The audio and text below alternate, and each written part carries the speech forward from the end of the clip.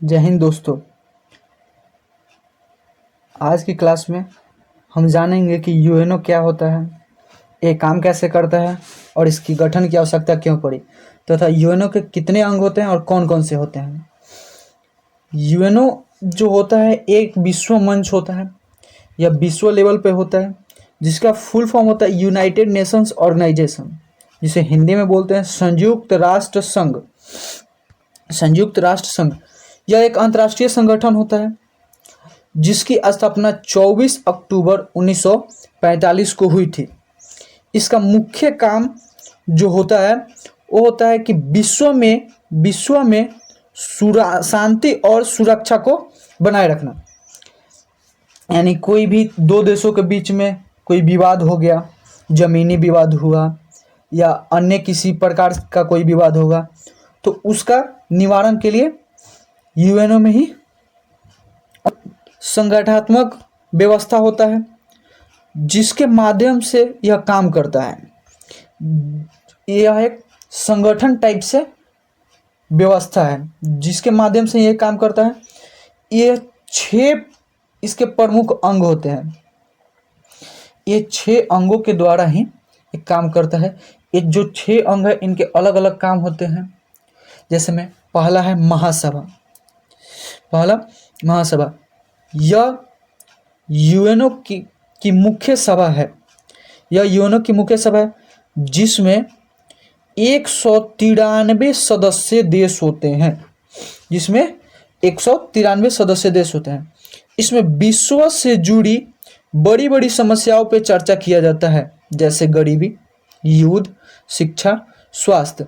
कहने का मतलब है कि ऐसा माना जाता है कि इसमें जो सदस्य शामिल है वही एक देश का उपाधि हासिल किए हुए हैं, और ये सारे देश जब यूएनओ में एक साथ बैठ के चर्चा करते हैं तो वो लोग विश्व लेवल पर जो जो बड़ी समस्याएं दिखाई देती हैं, जैसे में गरीबी, कोई दो देशों के बीच में युद्ध हो रहा है, कहीं शिक्षा का अभाव है या शिक्षा के नहीं होने के कारण किसी देश की आर्थिक स्थिति या सामाजिक स्थिति उसकी बिगड़ रही है, या कोई खतरनाक बीमारी किसी देश में एंटर कर गई है, उससे बहुत ज़्यादा नुकसान हो रहा है, इस चीज़ पे महासभा में चर्चा किया जाता है।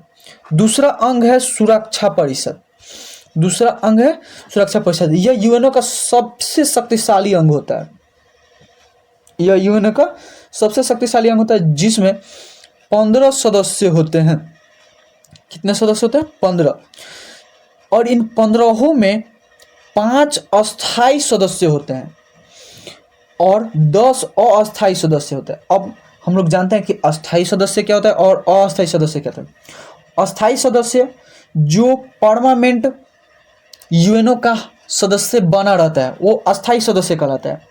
अब वैसा सदस्य जो 2 सालों पे हमेशा बदलते रहता है उसे कहते हैं अस्थाई सदस्य।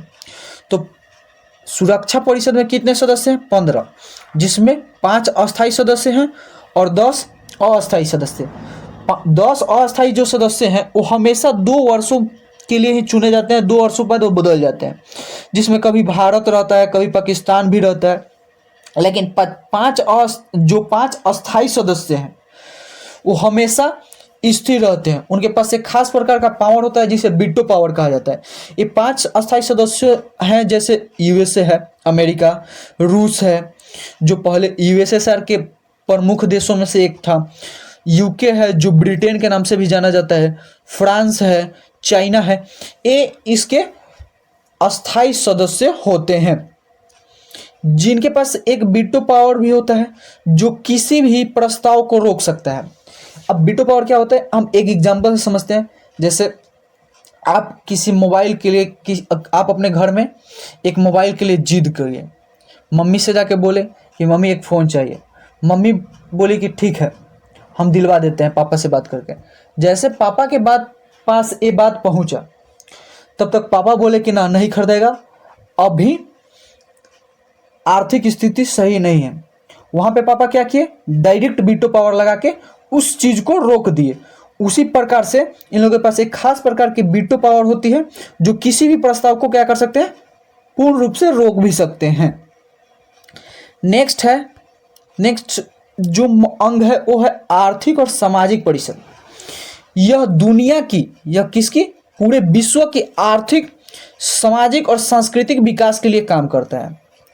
जैसे कहने का मतलब कि कोई देश गरीबी से जूझ रहा है, किसी देश में सांस्कृतिक विकास भी नहीं हो रही है, कोई देश पूरे भूखमरी से जूझ रहा है, उसके लिए यह अंग काम करता है। जैसे WHO जो वर्ल्ड हेल्थ ऑर्गेनाइजेशन है, ये काम करता है। जैसे IMF है, यह एक विश्व बैंक है। यह जो गरीब देश होते हैं, जहाँ कम डेवलप किया होता है देश, उसको ये लोन प्रोवाइड करते हैं और लोन प्रोवाइड करा के उसकी मदद करते हैं। ऐसे ही और कुछ विश्व बैंक है जो आर्थिक और सामाजिक परिषद के तहत मदद करती है। चौथा है न्यास परिषद। यह यूएनओ के लिए सदस्य देशों से सहयोग के से धन उपलब्ध कराता है। कहने का मतलब क्या, यूएनओ के संचालन के लिए भी तो धन चाहिए, पैसा चाहिए, तो कहाँ से आएगा? तो ये क्या करता है न्यास परिषद, यह सदस्य देशों से, या किससे, सदस्य देशों से धन उपलब्ध करा के यूएनओ को देता है। ये किसका काम होता है? न्यास परिषद का। पांचवा देखते हैं हम लोग, अंतर्राष्ट्रीय न्यायालय। किसको? अंतर्राष्ट्रीय न्यायालय को। अंतर्राष्ट्रीय न्यायालय को हम लोग देखते हैं। यह दो या दो से अधिक देशों के बीच के विवादों को सुलझाने का काम करता है। मतलब जैसे भारत और पाकिस्तान का एक विवाद है POK वाले के लिए, जो अभी भी अंतर्राष्ट्रीय न्यायालय में पेंडिंग चल रहा है। इसका मुख्य काम होता है कि कहीं भी विवाद हुआ दो देशों के बीच में, वो जमीनी विवाद हो या वर्चस्व की लड़ाई हो या विचारधारा की लड़ाई हो, उसको सुलझाने का काम करता है। जैसे दो भाइयों के बीच में अगर कोई लड़ाई होती है तो वो कहाँ जाते हैं? वो डिस्ट्रिक्ट कोर्ट जाते हैं, हाई कोर्ट जाते हैं, सुप्रीम कोर्ट जाते हैं अपने केस को सुलझाने के लिए, सुलह कराने के लिए। उसी प्रकार से जब दो देशों के बीच में लड़ाई होती है तब वो लोग अंतर्राष्ट्रीय न्यायालय में जाते हैं। ये अंतर्राष्ट्रीय न्यायालय कहाँ है? तो नीदरलैंड के शहर हेग में है। कहाँ है? नीदरलैंड के शहर हेग में। इसके 15 जज होते हैं, इसमें 15 जज होते हैं और एक जज का कार्यकाल 9 वर्ष होता है। नेक्स्ट हम लोग देखते हैं लास्ट, सचिवालय। जो लास्ट अंग है वो सचिवालय है। यह यूएनओ का प्रशासनिक विभाग होता है। प्रशासनिक मतलब संचालन करता, जो यूएनओ का कार्यभार संभालता है, जो यूएनओ के सभी कार्यों को देखता रहता है, यानी देख के इसी के हिसाब से करता है। इसके जो प्रमुख होते हैं वो होते हैं महासचिव।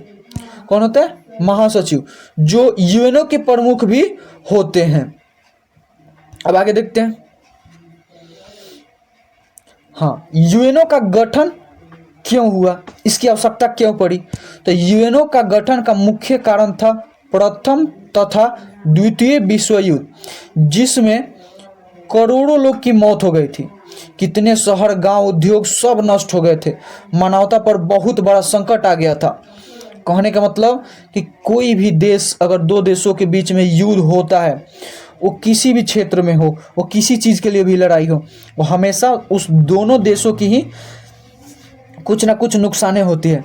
जैसे इन दोनों देशों में प्रथम विश्व युद्ध हुआ, द्वितीय विश्व युद्ध हुआ, तो इसमें करोड़ों लोग मारे गए, कितने शहर, गांव, उद्योग सब नष्ट हो गए। मानवता पर एक बहुत बड़ा संकट आ गया। इसीलिए देशों को ऐसा लगा कि ऐसी तबाही फिर कभी भी ना हो। इसके लिए एक विश्व मंच होना चाहिए जो सभी विवादों का क्या करे? निवारण करे। निवारण यानी उसको सुलझा दे, उसको खत्म कर दे, उसको दोबारा होने ना दे। इसके लिए क्या बनाया गया? तो इसके लिए बनाया गया यूएनओ।